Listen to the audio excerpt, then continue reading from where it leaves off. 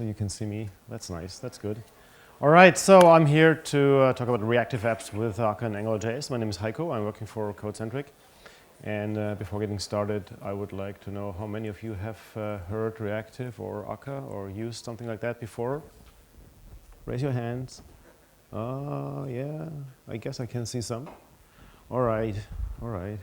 So I will briefly introduce what reactive means in this context, because this term has been used in many different contexts. So in this context, I'm talking about reactive in the sense of the Reactive Manifesto, which you can find under www.reactivemanifesto.org. And reactive is defined as a, well, the Reactive Manifesto is a vocabulary, defines a vocabulary for modern systems where the main feature of a system should be the responsiveness, because if a system is not responsive, it cannot be used. Responsive means that the system stays responsive under all possible conditions. And there are two important conditions which matter. This is under load and under failure.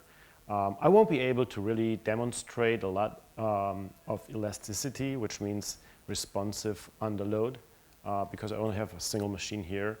But I will be able to show you resiliency, which means staying responsive under failure. To remain resilient, it is important that you build a system that uses various ways of preventing failure from escalation. So isolated failure should not bring your whole system down. As one example, if you have a distributed system, there will be network partitions and stuff like that. So you got to build for resiliency. And in the terms of the Reactive Manifesto, message-driven is a way to build responsive, elastic, and resilient systems. Hopefully, by showing the demos, that becomes clearer. So the task here is to go reactive with Akka and AngularJS. I assume most of you already know AngularJS, and therefore the majority of this talk will be about Akka. Akka is a library written by TypeSafe, which offers a Java and a Scala API. The code I will show you is written in Scala. I haven't been writing a lot of Java code in the last years, so hopefully you will be able to follow the Scala code. It's more or less just Java without semicolons. And Akka is a library for concurrent, distributed, and fault-tolerant systems, so it nicely fits the definition of the Reactive Manifesto. There's a demo called Reactive Flows, and as you can see probably from this screenshot, it's a web app and it is a chat. I think there's two famous demos, right? To-do lists and chats, and I chose the chat. As you can see here, there's chat rooms or called flows. In this example, we have two, Akka and AngularJS. Here's the messages of the active or the current flow, and here's a form where you can send messages to that flow. And of course, we want to make that a reactive system, which means it should be able to handle failure of individual nodes, assuming we distribute it in the cloud or we set up a cluster of this reactive flow system. The architecture looks like this. We have a browser running AngularJS, communicating with our servers via REST and SSE. SSE means service and events. This is a standard, and I'll briefly describe that to you. And on the server, we have Akka HTTP, which is a module, obviously part of the Akka project providing HTTP. And underneath that, the system is using various modules, cluster-aware modules like distributed data, cluster sharding, and persistence. And I will briefly introduce you to those. This is really meant as a high-level talk. I will show some code. I don't expect you to understand that code, but it's all on GitHub. So if you're interested, later on you can take a look and dive deeper. Akka is an implementation of the actor model. Actors are essentially entities, objects, whatever, talking to each other via asynchronous messages. So I already mentioned that in the Reactive Manifesto, we define message passing as the core trait to build applications, and actors do that exactly in this way. They send asynchronous messages to each other. So the important actors we have here is a flow facade, which more or less represents what you can do with the system. Like, for example, in this case, you would want to add some flows or delete flows, send messages, etc. And each flow is represented as its own actor. So in this other example, Akka and AngularJS flows, we would have two flows as shown here in the system. The messages that are exchanged are, just to give you a brief overview, something like get flows, that's a command, and the response of that flow facade actor would be a flow descriptor or a sequence of flow descriptors with name and label. And if you want to add a flow, that's again a command. You could get an answer which is flow added, like an event, something has happened, the flow has been added, or flow exists, which means no, sorry, that flow has already existed. You cannot add that once more. And looking at the flows, we have another message protocol, like for example, get messages, which will result in a sequence of message responses, or add message with an event message added. Nothing can go wrong here. You can always add messages. There's no need to reject messages in this simple demo. Does that make sense? All right, very quick look at AngularJS. The main building blocks are templates. So the templates are written in HTML, and you have directives and expressions. In this example here, there's a directive which iterates over messages. And MSG here is the iteration variable. The iteration is ordered by date descendingly. And then here, within that iteration, you have an expression or two expressions that just extract the date and the text value from each message. So obviously, this is to visualize, to show this part of the screen. Okay, these are the templates, and in order to connect with the backend and to provide the view model, so this messages here has to come from somewhere, right? It has to be in scope. Therefore, we have the controllers in AngularJS. That's just the controller for the home page, which is the only page for Reactive Flows for this web app. And as you can see here, there's two variables defined, flows and messages, with hard-coded values, okay? And that is exactly what has been pre-built. So this is just opening the file itself from the file system. You get this HTML page, which has a couple of, or just one hard-coded message here, and everything is active except for the real actions you can trigger. This is just implemented as dummy stuff. I have my project here. So controllers.js, as I said, or have shown you, still has here a couple of dummy things. Please ignore those errors. I'm using an early access version of the next release of IntelliJ. Here's the home HTML with an iteration over flows and messages. So I think that's all pretty basic AngularJS stuff. What is needed as a first step now is to make that into something that can be served by Akka HTTP. And Akka HTTP is a fairly simple, or no, it is a model which gives you a higher abstraction over the basics of Akka, which is the actor model. So in Akka, you can either use the actors, which are sort of low level, or you can use some of the higher level modules. In this case, Akka HTTP more or less abstracts away the internal use of actors. So one thing you need to do is to really create a server to bind to a socket, is to invoke this bind and handle method, provide an interface and port, and then a route. And that's the really interesting part. The route more or less maps our requests to responses. So here's a simple example. of how you could define a route or how the route is defined in the next step.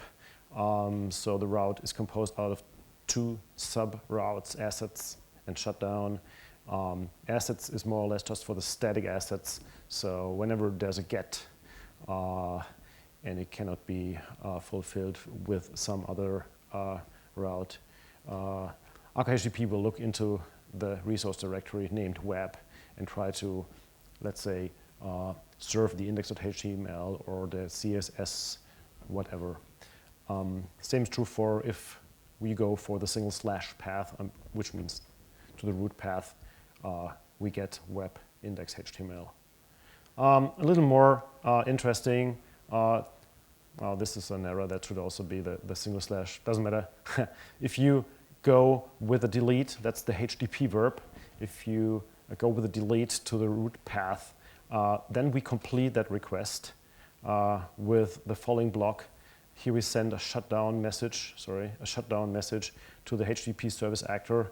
Sending messages in Akka is done using this operator. It's called bang operator, comes from Erlang.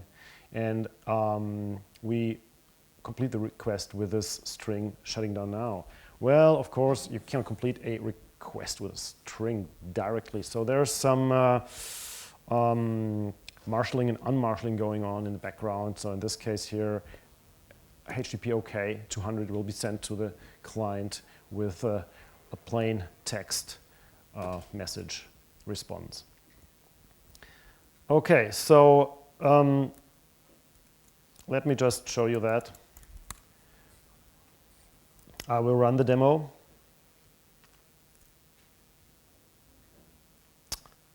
All right, I will run the demo. Also show you that there's this HTTP service in my project now.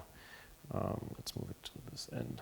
Okay, and this is more or less what I have shown you before. Assets, stop, shutdown, stop, whatever. Here you see the code is proper, path single slash delete, and so on and so on. So that's just all you need to implement that behavior. So let's see. It is listening on localhost 9001. So instead of looking at the file, we go for localhost 9001, and here we get exactly the same. So the template is still a stupid template with a couple of mock objects, and we need to change that now. But we are already serving that with Akka HTTP. Okay. Now, to really make the whole experience reactive, we not only can serve static content, we have to serve we have to use server-sent events too. So if I go back to this architecture overview, on the one hand, you have this REST interface where you can just get normal responses, but sometimes there's a need for server-side push. In particular, if you think about somebody sending a message, this message should be shown to everybody who has the same current flow immediately. So this message needs to be pushed to all the connected users. That's the purpose of the server-sent events. And they are standard and they are supported by every modern browser, as you can see. Yeah, it's a W3C recommendation of 2015, so it's standardized. And it's a really simple model. It's based on HTTP. You don't need to upgrade to something like WebSockets. So you just send a GET, and the server responds with a particular media type, text event stream, okay? And the server doesn't close the connection, and the request is kept, the response is kept open. And whenever there's an event on the server, it is sent to the browser. The browser manages the connection. Once it gets closed, it will reconnect, and it can be configured that there's a timeout and stuff like that. But essentially, it's just HTTP, which makes the whole thing very appealing. The events are very simple structures. They're just text, and they're identifiers like data and event. So data is really for the payload. You can have multiple lines of data, and you can have types of events. If you omit that, the type is just message. But in this case, you see added. There could be flow removed or whatever. These are application-specific types of events. And an event is separated from the next event by a blank line, and that's all. So writing a parser for these events is really simple. On the client, you just need the very, very simple JavaScript API called event source. You create a new event source where you give the endpoint, and you could give some parameters for timeouts, etc. But that's the simplest case here. And then you need to register one or more event listeners. So this is obviously the one for the demo shown here for added. So if an event comes in with event type added, the following function gets executed. And that's using AngularJS again. So essentially we parse the data because that comes as a JSON data structure. And then if this message added data has a flow name which matches the current flow name in the display, we add the message to the messages. Push is just used to add something to the array of messages. So that's all you need to do in the client. Not too much.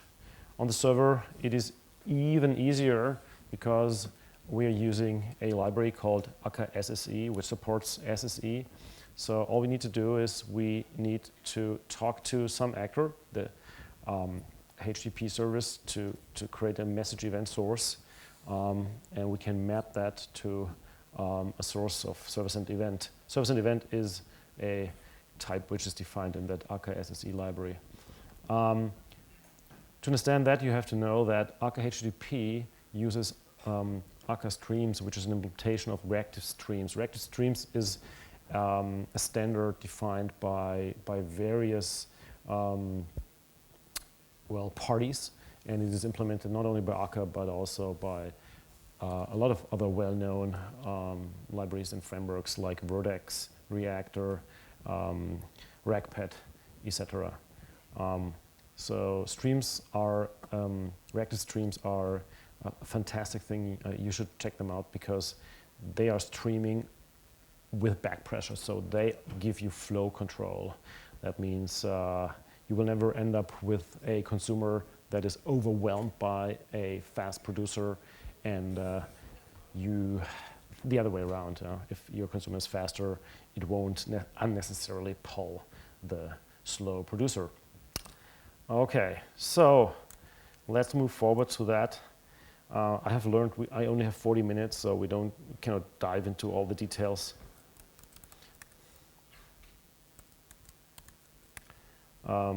Before I show you what's going on with the services, I just want to show you how this would look like without SSE, without service and events. So if I run the demo again, bringing in all the code which is needed for the complete service, which means not the mock data and so on, you will see that you see nothing. Okay, we haven't yet a flow or something. So there's a REST API, as I said, and I can just post a new flow here and another one, maybe AngularJS.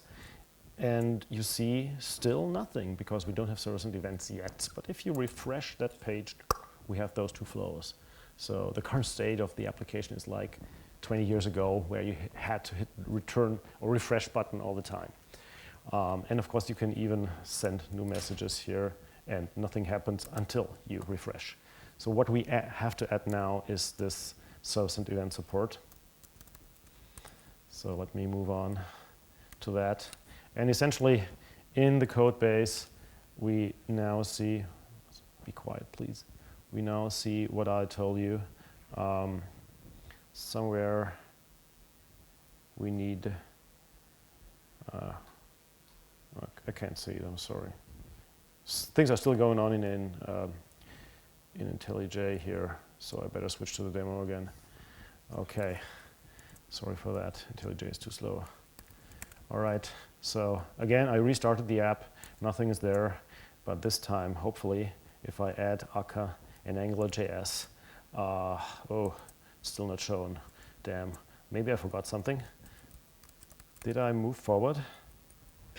Oh, I think I forgot to move. Now I'm at reactive service, as you can see here. I have this tool called Growl, which rolls through the Git history, and I think I forgot to move to this reactive service step in the history. Yeah, obviously. Now I think if I look at the controller, yeah, that looks better. So now we can see that we're using the event source API in JavaScript for the flows and also for the messages, right? Okay, so that should work now. And let me add those again. Okay, and now if we say hello, okay, great. Now it works like expected. So now we really have a reactive service. I could open a second browser and it would also be shown in that window. The problem we're facing now is that we have a nice application that works as expected on a single node. So this is not really reactive, it's not resilient, and it's not elastic. So if we want to scale up, we need to add multiple nodes. And if one of those nodes fails, our system or application should still work as expected, or at least as good as possible. So therefore, we need to talk about a couple of modules. I already mentioned distributed data and some others, which I will show you later. So distributed data is a way to replicate data without central coordination. Replication is one way to make a system resilient, right? Because if the data is replicated, it doesn't matter if a single node crashes. The problem with replication is that usually you need some sort of coordination, and if that's a central coordination, you're going to introduce a single point of bottleneck of failure. And there are certain data structures, they are called conflict-free replicated data types, which allow for eventual consistency without any central coordination. So that's really very nice. And Akka offers a couple of CRDTs, counters, sets, maps, etc. It's important to understand that not every data type can be a CRDT. The set is typical CRDT because if you have a set, let's assume it's a set where you can only add things to, which is idempotent. So if you try to add the same thing another time, you end up with the same set. You can easily think about like having this set on various nodes, and if you add something to the set on one node and that node then distributes that information to the other nodes, it doesn't matter whether this information arrives 2 or 3 times because of the idempotency of the addition of the set. And if you apply some clever tricks, you can even create sets where you can remove things and maps and some other more sophisticated data structures. So Akka Distributed Data supports CRDTs, and the way it works is shown here in a nutshell. We have 2 systems here, 2 nodes, 2 servers, so to say, and on each of them a specific actor is running. It's called the replicator, and if you want to update the data, you just send an update message to that local replicator, so that happens locally, and the replicator talks to the other replicators using a gossip protocol. Gossip means just more or less random protocol, and sooner or later this information about the update has arrived here on the other side, and there you could get the updated information, or you can just register yourself as a listener for updates. So the underlying technology is really advanced, but using distributed data is pretty easy. And let me show you what's going on here if we apply that, to our demo.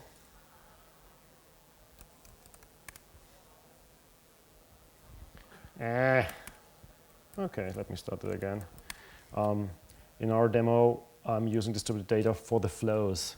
or to be more precise, for the flow names and labels. So if you look at the UI here, you will see those names and labels. So the flow facade currently manages those on its own. I will show you that. If you go to the flow facade, you have a single field in this flow facade. It's called flows by name. It's a map from string to flow descriptor.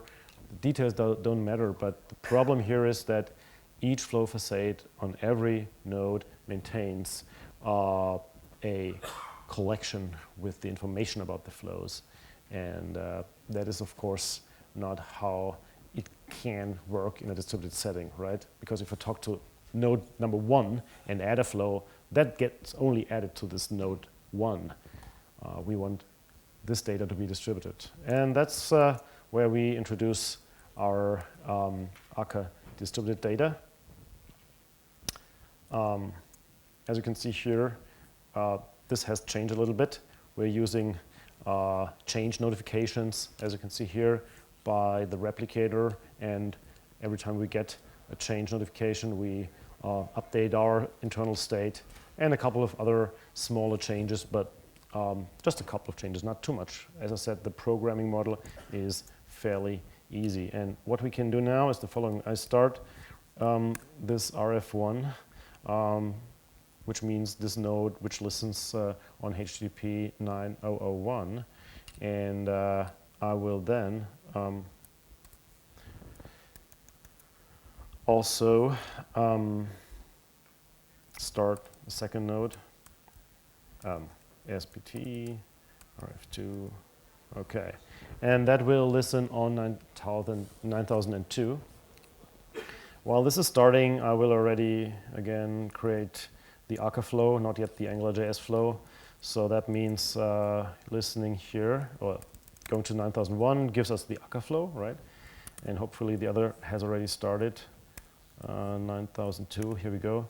And as you can see, this other node, 9002, also has the Akka flow. So this information has really been distributed across those two nodes. And if I try to be very, very quick, wait a moment. So I'm opening the 9002 node here, very, very quick. So I add it to 9001, go here, and it's already there. So the gossip protocol is very efficient. So the distribution in this mini cluster, I have to say, 2 nodes only, is very fast. But it can be configured. All right, so this is for disseminating the information about the flows. How much time do I have left? 6 minutes. That's not enough. It's unfair. So the next problem we are facing is that once I kill a node, the information about the flow is lost, right? So what we need to do, we need to distribute all the flow actors which hold the messages per flow, like in the Akka and AngularJS flow, across the cluster. Let's say one here, one there. And for that, we have this other module. It's called cluster sharding. It just partitions some actors that can be identified using identifier. We have the flow name for that across a cluster. It manages those actors in so-called shards, which are just subsets. And the cool thing is it dynamically adapts to the cluster topology, which means if you add more nodes to your cluster, it will redistribute the stuff. That can be configured with a strategy. And if a node dies, the shards which lived on that node get recreated on the existing nodes. Okay? So again, using cluster sharding is a similar approach. You need the shard region actors. They are provided by Akka Cluster Sharding, by that module. And you just no longer talk to the actors directly, but you tell the shard region, I want to talk to A, or I want to talk to B, and so on. And the shard regions, they know where the respective actors live, on which node they live, and then they will forward the message you want to send to these entities, to these actors, to those actors. Okay? And yeah, let me just run a quick demo. Did I G-roll next already? Where am I? I'm lost.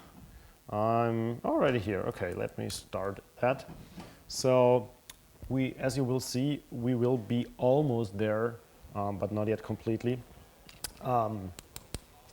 So what I'm going to do is I will again start two systems, and once they are there, the first is already listening 9001. The second is also almost it's listening. Okay, I will create my two flows. Let me just restart that. So then I send a message to Akka, and I send a message to Angular.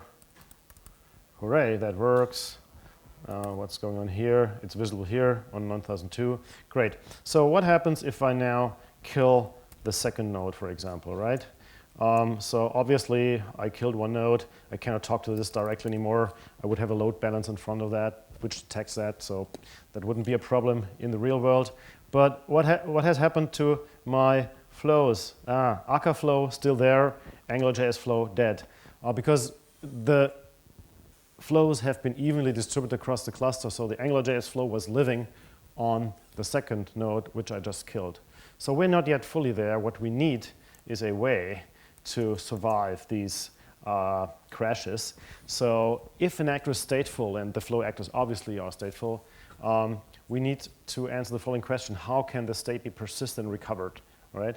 And Akka persistence is the answer to that question. It's another module, and it's based on event sourcing. You will hear about event sourcing probably in the next talk by Jochen, so I don't want to go to details too much. The good news is it can be used to recover actor state. So if an actor is restarted or created as a fresh one on a new node or on a different node, it is properly put into the real state again, or in the state it was before. And that's the final thing I would like to demo. So let me move on to that final step.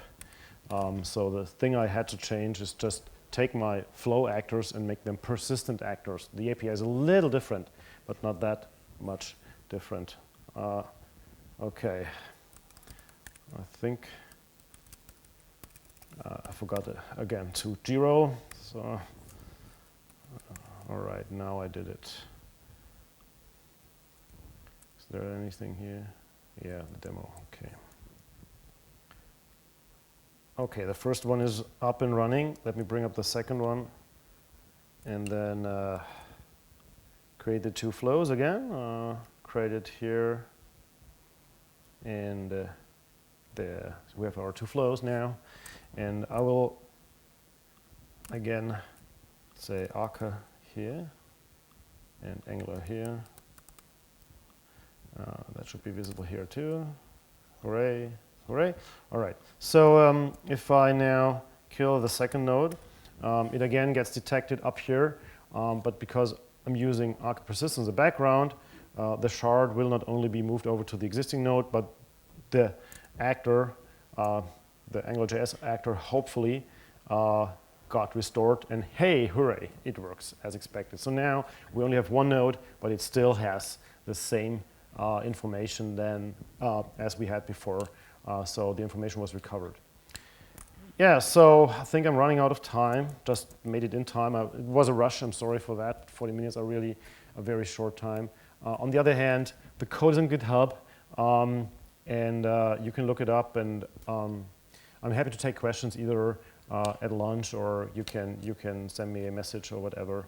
And I'm hoping this has inspired you a little bit to take a look at the Reactive Manifesto and ways to build resilient systems, maybe with Akka or some other technology. Thank you, and enjoy the rest of the conference.